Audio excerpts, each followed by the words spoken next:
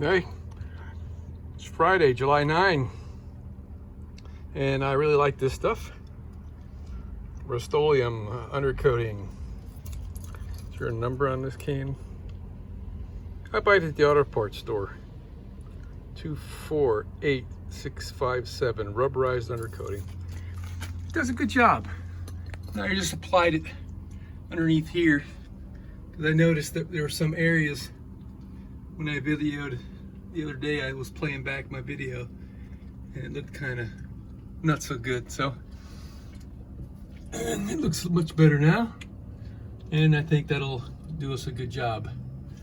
So to prepare for that, I just took my air hose and I blew out all the crud that was in there. It's like just dirt and sand and stuff built up on ledges and whatnot, and on here.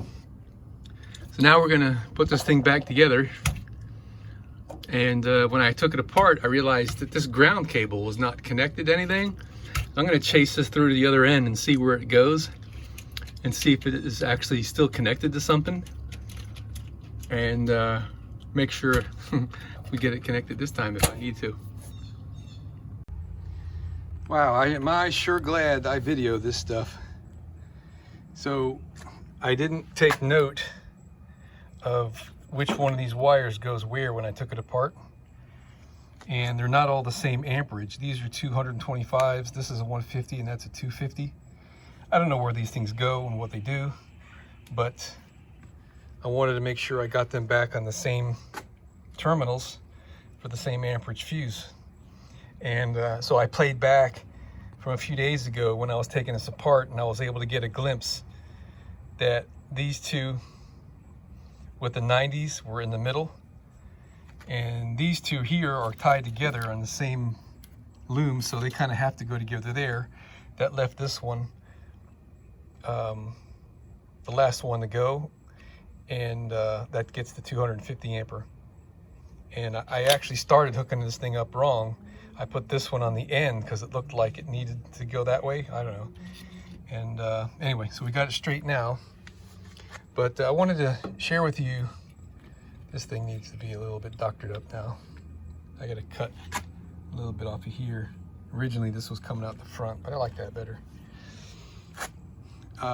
Anyway, I wanted to show you something else here. A long time ago, I mean, geez, probably more than a year ago, I modified this tray.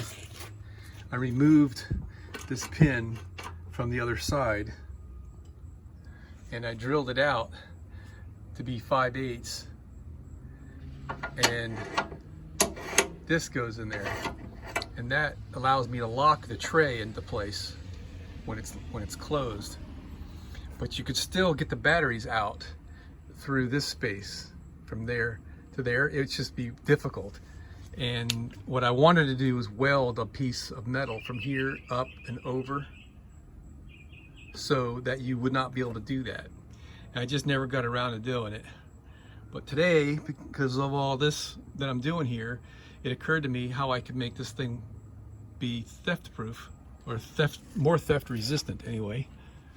These bolts are the bolts that hold this hole down, and they were installed with the carriage bolt head on the bottom. It's got a square hole down there, and the nut was on top.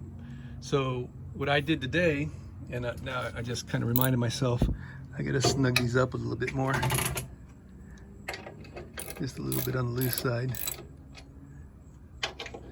I made a little adjustment. Okay, so now we're tight. So the nuts are on the bottom, which is a little bit ass backwards than what you'd expect. But when this tray is closed, you can't get to the nuts. So the only way to get the batteries out would be to cut these bolts, which would be really, really, really hard to do way back in there. I don't have this pushed all the way back right now. But I'm pretty excited about that. I like lean and mean. Okay, we're all connected up there. Gosh, it's sure nice to look at this without having that battery charger sitting in that hole over there. But hey, we're in there, like swimwear. Gonna even these things out here a little bit. All right, so here's how the lock goes.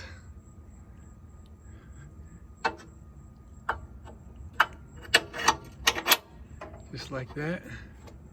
All right. And now we take our little padlock, which is kind of a pain to get up in there, but that was the idea, to make it hard to get to. There. So now we're locked. The tray can't be pulled out, and you can't reach the nuts way up in there to take the batteries out. Snug as a bug in a rug. All right, so we got the bus running. She's aired up. I'm just gonna let it run for a while. But I finally got this thing out of the bus. This is no longer needed. It came off the battery.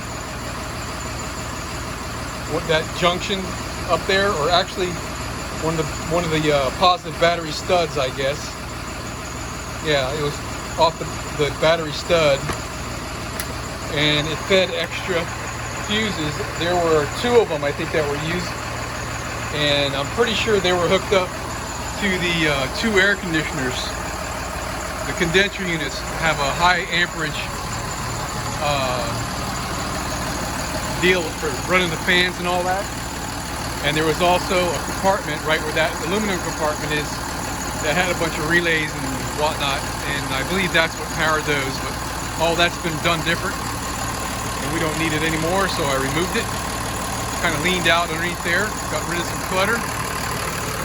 Now we're gonna, probably should go wash my hands, because we're pretty dirty.